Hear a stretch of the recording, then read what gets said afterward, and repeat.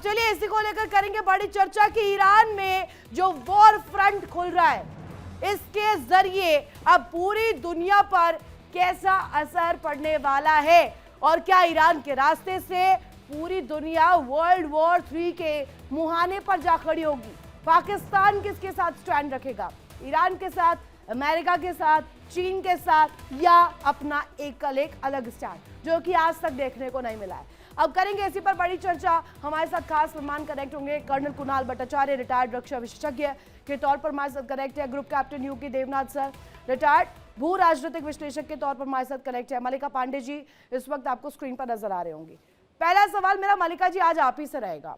हम देखते हैं जब भी विदेश मामलों का जिक्र आता है तो तमाम वर्ल्ड वॉर्स को लेकर के हम जब भी बात रखते हैं, चाहे वर्ल्ड वॉर 1 हो, वर्ल्ड वॉर 2 हो, एक बहुत इंपॉर्टेंट कड़ी साबित होती है इन सभी के बीच में। इन सब का बेसिस एक होता है। और अब वर्ल्ड वॉर 3 को हम अगर एनालाइज करें, अगर वर्ल्ड वॉर 3 आने वाले दिनों में होती है तो ये तेल के नजरिए से होगी, पावर के नजरिए से होगी, यानी कि तेल का खेल वर्ल्ड वॉर 3 लाएगा या फिर सत्ता की भूख और सुप्रीमेसी की भूख। रितु जी, एकदम आपने इसमें सही टर्म यूज किया है। पहले तो आपको और आपके सभी दर्शकों को मेरा नमस्कार। जो आपने तेल का खेल किया है रितु जी, कुछ दिनों से अगर आप कंटिन्यूअसली देखें हम, तो तेल का खेल ही चल रहा है। और वर्ल्ड वॉर 3 चाहे अगर हमें फुल ब्लोन उसमें नहीं, बट ये देखिए कि सिमरिंग वर्ल्ड वॉर 3 तो चल ही रही है। अमेरिका का वेनेजुला में अटैक, वो तेल का खेल। अमेरिका का पहले जो अटैक हुए हैं, जो 2 लिबिया में, चाहे इराक में, वो भी तेल की वजह से हुए हैं। तो पावर, नेचुरल गैस, तेल का खेल तो ऋतु जी पहले से ही चलता हुआ आया है।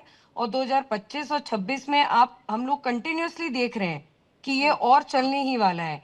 इसमें जब ऋतु जी, जब आप पाकिस्तान का डिस्कशन करती हैं, तो उसमें ये देखने के लिए लायक है, अगर आपको 2024 में याद हो जनवरी में, तो पाकिस्तान और ईरान के बीच में, दोनों के बीच में एयर स्ट्राइक हुई थी। जो पाकिस्तान और ईरान है, दोनों के बीच में 900 किलोमीटर लंबा एक बॉर्डर भी शेयर होता है, जहां पर इन लोगों ने ईरान में जितने भी बलूची लोग हैं उन पे पाकिस्तान ने अटैक किया था। पहले ईरान ने पाकिस्तान पर अटैक किया था, फिर पाकिस्तान ने एयर स्ट्राइक की थी ईरान में।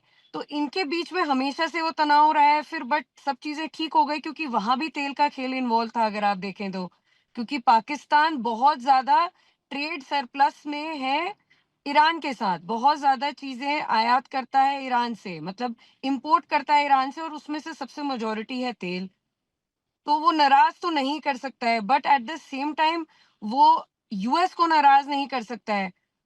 उसका सबसे, जो अभी तक ईरान का सबसे बड़ा क्रिटिक है अरब वर्ल्ड में, सऊदी अरेबिया, उसके साथ पिछले साल जाके पाकिस्तान ने सऊदी अरेबिया के साथ डील कर ली कि आप पे कोई अटैक करेगा तो हमारे ऊपर अटैक माना जाएगा। तो पाकिस्तान का ऋतु जी कुछ समझ में नहीं आ रहा है, कभी वो इधर है, कभी वो इधर है। और जो आपने बोला उनके फील्ड मार्शल मुनीर जी, अगर आप देखें तो उनके जो फील्ड मार्शल है वो अपने ही गेम में अब फंस गए हैं, अपनी ही वो मकड़ जाल में फंस चुके हैं। उनको समझ में नहीं आ रहा वो इधर जाए या उधर मैम जाए। दिक्कत तब आती है ना जब सेलिंग मोड ऑन कर देता है कोई देश। अभी तो पाकिस्तान के कंडीशन में यही देखते हैं कि वो सेलिंग मोड ऑन कर चुके हैं, चाहे वो बेचे अपने ग्वादर पोर्ट को चाइना को, या बेचे पासनी पोर्ट को अमेरिका को। इस्लामाबाद में तो बाकायदे एक सांप्रदायिक हॉल के नाम पर उन्होंने एक पूरा बिल्डिंग, एक पूरा सेटअप ही बना दिया है, जिसमें इनके आतंकी जो है वो आराम से रहते हैं, वीआईपी फैसिलिटीज के बीच में रहते हैं, और इसे वो नाम कम्युनिटी सेंटर का देते हैं। ये बाकायदे इनके जो काजा ट्रेनिंग सेंटर से 5 किलोमीटर दूरी के पर इनका कम्युनिटी सेंटर है। ये तो इनकी आज की सच्चाई है। इस पर करेंगे हम चर्चा। यूके देवनाथ सर, हम कहते हैं ना कि दुनिया एक इमरजेंसी वाला एसओएस बटन जो है वो दबा चुकी है। अब ऑलरेडी हम देख रहे हैं कि अलग अलग वॉर फ्रंट्स, जिसमें रशिया यूक्रेन आ जाता है, जिसमें अमेरिका के अपने इरादे, अपने मंसूबे आ जाते हैं, चाहे वो वेनेजुएला को लेकर हो, क्यूबा को लेकर हो, मैक्सिको को लेकर हो, और अभी ताजा हालिया स्थिति में ईरान को लेकर हो। तो ये जो हम देख रहे हैं कि इमरजेंसी एसओएस का बटन जो ऑन हुआ है, ये आपको क्या लगता है आने वाले समय में ओपन होगा? इस बटन की जरूरत है, नहीं है, या ये सॉर्टेबल है? रितु जी, इस वक्त दुनिया में कई जगह तनाव का माहौल है। रूस यूक्रेन का युद्ध जो है 4 साल से चल रहा है। हमास इसराइल का युद्ध, जो कि हिजबुल्लाह और हुती के साथ भी है, वो 2 साल से चल रहा है। ताइवान के ऊपर पीएलए एयरफोर्स के जहाज मंडरा रहे हैं। राइट। अभी जो खेल हम वेनेजुएला में देख चुके हैं, वो बहुत ही अद्भुत, आश्चर्यचकित करने वाला खेल हमने वेनेजुएला में देखा। और अब ईरान के ऊपर जो खतरा मंडरा रहा है यूएस एयरफोर्स का, वो हम मिस नहीं कर सकते हैं। ईरान के अंदर आंतरिक गड़बड़ियां बहुत ज्यादा हैं, बहुत ही संवेदनशील स्थिति है।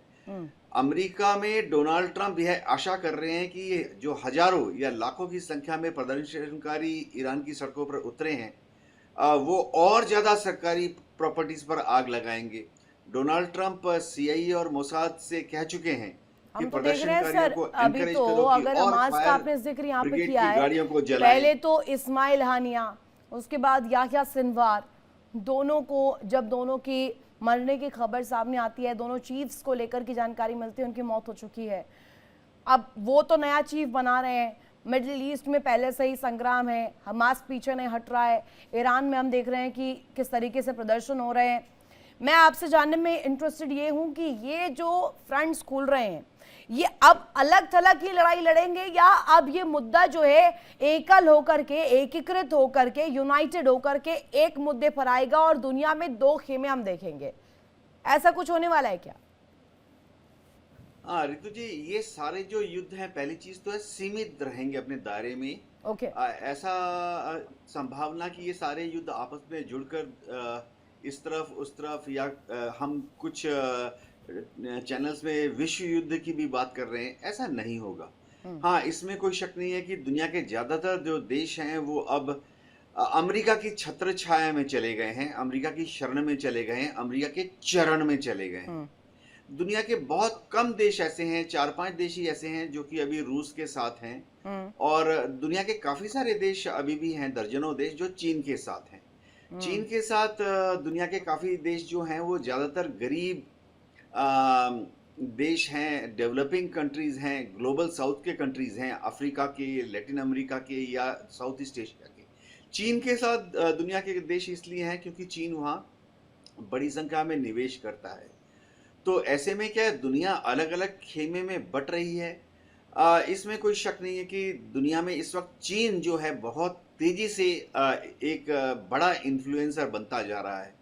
जैसे अगर आप भारत के परिप्रेक्ष्य में देखें तो नेपाल, बांग्लादेश, म्यांमार, श्रीलंका, पाकिस्तान और काफ़ी हद तक मालदीव पर चीन का इन्फ्लुएंस बढ़ गया है। क्या चीन रूस से आगे निकल गया है? शायद हाँ। रूस जो है पिछले 4 साल के युद्ध में काफ़ी थक गया है, उसकी युद्ध लड़ने की स्थिति कमज़ोर हो गई है। इंडस्ट्रीज जो हैं वो प्राय सब आम प्रोडक्शन बंद करके, यानी अब रूस के जो कारखाने हैं वो कूलर, फ्रिज और रेफ्रिजरेटर और माइक्रोवेव नहीं बना रहे। रूस के सारे फैक्ट्रियां सिर्फ हथियार बना रही हैं या युद्ध को सपोर्ट करने की सामग्री बना रहे हैं। तो अमेरिका जो है इस वक्त इस मौके का फायदा उठा रहा है। उसको मालूम है ईरान एकमात्र देश है पश्चिम एशिया में, वो लोग मिडिल ईस्ट बोलते हैं, जो कि अमेरिका के खिलाफ अभी तक है। आखिरी विकेट इससे पहले सीरिया में गिर चुकी, जब बशर अल असद को अमेरिका ने एक आतंकवादी अल शरा का इस्तेमाल करके बशर अल असद को रशिया में भगा दिया। ईरान जो है लास्ट विकेट खड़ा है और अमेरिका बहुत उम्मीद कर रहा है कि या तो अंदरूनी दबाव से आयतुल्लाह खुमैनी की सरकार का तख्ता पलट हो जाएगा, या शायद अगले 24 या 48 घंटे में यूएस एयरफोर्स की बमबारी करेंगे, जिसमें इजराइल भी मदद करेगा और ईरान में सत्ता पलट हो जाएगी। यूके देवनाथ सर, अगर मैं उनका ट्विटर अकाउंट देखूं डोनाल्ड ट्रंप का, उसमें से 10 में से 5 से 7 पोस्ट तो अमेरिका फर्स्ट को लेकर के होता है, अमेरिकन फर्स्ट रजीम को लेकर के होता है। उनकी सोच जो अमेरिका को वो priority number 1, supreme power number 1 और सुपर पावर नंबर 1 के तौर पर पेश करना चाहता है, इसको लेकर होता है। अब मैं एक कोट भी कर दूं, उसमें सीधे सीधे जो उनकी भाषा है, ये पोस्ट उन्होंने किया नवंबर 26, 2025 को, और इसमें लिखा है कि सीधे सीधे I am asking all the America first patriots in Tennessee 7th congressional district who haven't voted yet. अब ये देखिए, मतलब मैं ये समझना चाह रही हूँ, इस बात में दिलचस्पी मेरी है, अमेरिका को फर्स्ट आप रखिए, आप तमाम प्रयास करिए, लेकिन दुनिया को अगर आप एक क्वेश्चन मार्क में रखते हैं, आपको फर्क नहीं पड़ता कि आपको कौन से देश के साथ कॉम्पीट करना है, आप अपने नियमों को तार तार कर देते हैं, उनका उल्लंघन करते हैं। वेनेजुएला से उनके राष्ट्रपति को होस्टाइल बनाकर न्यूयॉर्क ले जाते हैं, मारे लागो से आप प्रेस कॉन्फ्रेंस करते हैं। तो ये जो क्रोनोलॉजी है पूरी, जो अगर कहा जाए टाइमलाइन है, अमेरिकन हमलों को लेकर हमने इससे पहले कई दफ़ा जिक्र किया है यूके देवनाथ सर, वो हमले किस जरिए से बढ़े हैं, जो हमलों का ग्राफ है वो लगातार बढ़ता गया है। जो बाइडेन के एरा में और अब ट्रंप के एरा में वो दोगुने तिगुने हो चुके हैं। अब कुणाल सर से ज़रा मैं समझना चाहूँगी, कुणाल सर, ये अलग अलग रिजीम में हम देखते हैं अमेरिकन फर्स्ट को लेकर के हम जो प्रयास है अमेरिका के देखते हैं, भारत भी रखता है, इंडिया फर्स्ट की पॉलिसी हमेशा से रही है, लेकिन ये नहीं करते हम कि दूसरे देश को इसका खामियाजा भुगतना पड़े या हम उनको प्रेशर दे करके अपने आप को आगे बढ़ाए।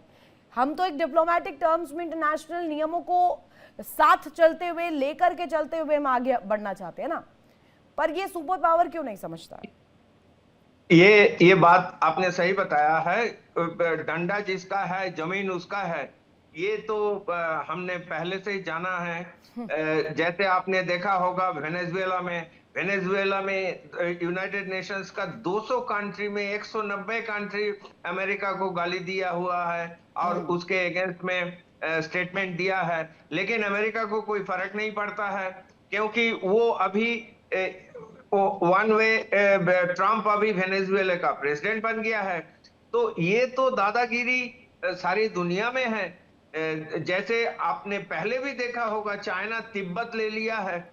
इंडिया जब 1947 में स्वाधीन हुआ था, उस टाइम चाइना के साथ इंडिया का कोई बॉर्डर नहीं था, लेकिन अभी 4000 किलोमीटर तिब्बत का है। सो सारी दुनिया में किसी ने ऑब्जेक्ट नहीं किया चाइना क्यों तिब्बत ले लिया है।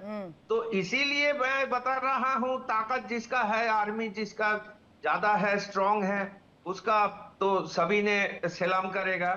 लेकिन इंडिया में ये चीज है, India is also now very strong economically and militarily, इसीलिए ऑलरेडी 50% हमारा, और यही वजह है कि इंडिया जैसे भी बूस्टअप लेता है, या इंडिया किसी भी चीज में, किसी भी पैनल पर या किसी प्लेटफॉर्म में अव्वल आता है, तो इससे दिक्कत सबसे पहले अमेरिका को होती है। टैरिफ लगाना शुरू कर देते हैं डोनाल्ड ट्रंप। और मलिका जी से मैं समझना चाहूंगी, हिपोक्रेसी को लेकर के हम कई दफा बात कर चुके हैं अमेरिका के। रुमाल रख दीजिए उनके ऑयल रिजर्वायर्स पर वेनेजुएला को कैप्चर करने के लिए। ये जो कहा जाता है ना, पहले एक बहुत लेमैन लैंग्वेज में समझा जाता है कि आप बस में जा रहे हैं, सफ़र कर रहे हैं, अपनी सीट के लिए एक रुमाल रख दीजिए, वो आपकी सीट हो गई।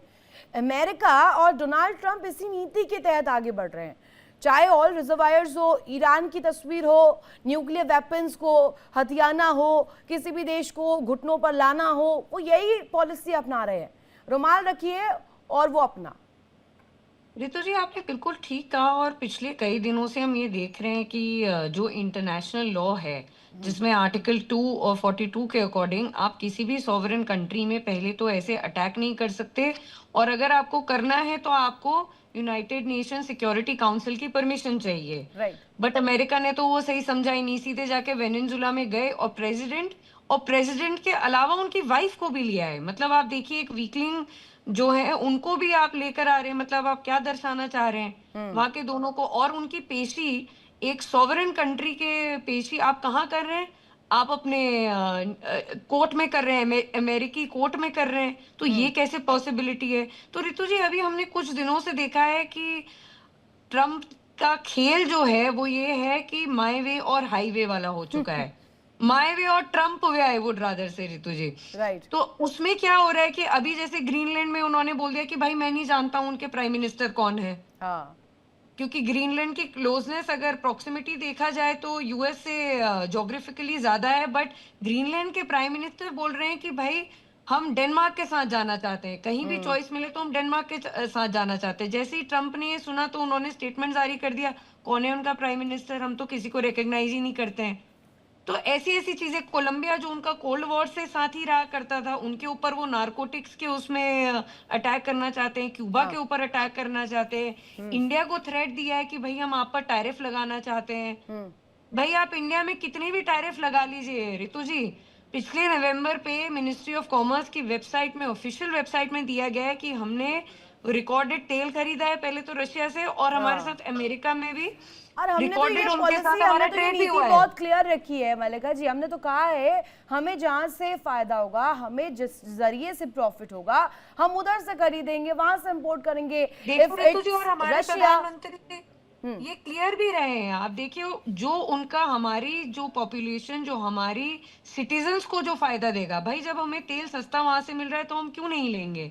हम एक सॉवरेन ऑटोनोमिक कंट्री है, तो रितु जी हमने कभी भी उस चीज को माना नहीं है, अगर आप देखिए। एक और चीज मैं इंडिया ने और इसमें अपने समझना ट्रेड चाहूंगी, डाइवर्सिफाई भी किए इस हैं। चीज में अब जरा ब्रीफन करवाती हूँ मैं आपसे। ये जो दर्शक हमें देख रहे हैं वो ये जानने में इंटरेस्टेड है कि ईरान की स्थिति में अमेरिकन फोर्सेस का दम कितना चल पाएगा, क्योंकि आपने वेनेजुएला पर कर लिया जो करना था आपको, आपने मादुरो के साथ कर लिया, उन्हें होस्टाइल बना लिया, उनकी पत्नी को आप ले गए, आपने इंटरनेशनल कानूनों का धता बना करके सीधे सीधे आपने अपना एक्शन लिया। पर अयातुल्ला अली खामिनेई जो कि ईरान में रहबर के रूप में है, ईरान में सर्वोच्च नेता के रूप में है, और ऐसा नहीं है जो प्रदर्शनकारी अगर सड़कों पर है, ऐसा नहीं है कि उन प्रदर्शनकारियों की तरह अब खामिनेई के सपोर्टर्स कम हो गए। खामिनेई के सपोर्टर्स भी एक बड़ी संख्या में लोग हैं जो खामिनेई को सत्ता में लाए हैं, और खामिनेई को शैडो डाउन करना या खामिनेई को उस गद्दी से हटाना इतना आसान अमेरिका के लिए भी नहीं होगा। क्या, ये मेरा सवाल आपसे मलिका जी इसलिए क्योंकि ये कहा जाता है जिस तरीके से प्रेशर उन्होंने मादुरो पर बनाया, छोटे छोटे देशों को लेकर के तस्वीर बताई कि क्यूबा को हम टारगेट करेंगे, हम मैक्सिको को टारगेट करेंगे, नार्को टेररिज्म का हवाला दिया, क्या उस इंटेंसिटी के साथ, उस डेप्थ के साथ खामिनेई के साथ कुछ कर सकते हैं वो? नहीं रितु जी, बहुत मुश्किल होने वाला है। पहले भी देखिए, जो ईरान में हो रहा है, एक्चुअली ट्रम्प उसका फायदा भी उठा रहे हैं क्योंकि इकोनॉमिक क्राइसिस हो रहा है। जब 1979 में अगर आप देखिए तो जो एक यूएसडी था वो 70 रियाल के बराबर था, बट आज वही एक यूएस जो डॉलर है वो 1.7 मिलियन यूएस डॉलर के बराबर हो चुका है। तो इकोनॉमिक क्राइसिस वहां पर बहुत ज्यादा है। वहां का जो एक नॉर्मल कुकिंग ऑयल है, ऋतु जी आपके दर्शकों के साथ ही साझा करना चाहूंगी, वो 133% अब ज्यादा महंगा हो गया है। तो महंगाई वहां पर बहुत बढ़ गई है, इसलिए लोग सड़क पर आ गए हैं। बट खामिनी के एट द सेम टाइम आप देखिए उसकी जो स्टेट न्यूज है, तो उसमें आप देखिएगा कि 150 से ज्यादा लोग जो उनके आर्मी पर्सनल्स मारे गए हैं इस प्रोटेस्ट में पिछले कई दिनों में, तो उनका जनाजा जब निकला है तो आप खामिनी के सपोर्टर्स को देखेंगे। और खामिनी के जो अभी रिसेंट, कल मैं इंटरव्यू देख रही थी, जो उनके विदेश मंत्री हैं उनका इंटरव्यू ये आया है, अब वो एक एक ही बात कर रहे हैं। अब वो पूरे लोगों को, अपने प्रोटेस्टर्स को ये बोल रहे हैं कि अब हमारे अंदरूनी उसमें क्या कहते हैं, वो शिफ्ट करना चाह रहे हैं अब नैरेटिव। अगर देखा जाए, वो बोल रहे हैं कि अब हम अमेरिका के खिलाफ हमें साथ होना है, अमेरिका के खिलाफ हमें आना है, अमेरिका हमें बंटवारा करना चाहता है हम लोगों का। अब वो इकोनॉमी से आप देखिए, जो इनके जितने भी लोग हैं वो अमेरिका के उसमें यूनाइट करने के लिए बोल रहे हैं। और ऋतु जी, एक और चीज अमेरिका के लिए बहुत आसान नहीं होने वाला है, क्योंकि आप देखिए करीब करीब जो IGRC है, एक तो मिलिट्री ईरान के पास है ही है जिसमें 5 लाख इनके फुट सोल्जर्स हैं, बट अगर आप वैसे देखें तो इनकी एक रॉयल मिलिट्री भी है जिसको बोले, जिसका काम जो करीब करीब IGRC 2 लाख संख्या है, जिसमें जो ट्रेंड है सिर्फ रिजीम को सपोर्ट करने के लिए। उनको अपनी कंट्री से कोई मतलब नहीं है, उनको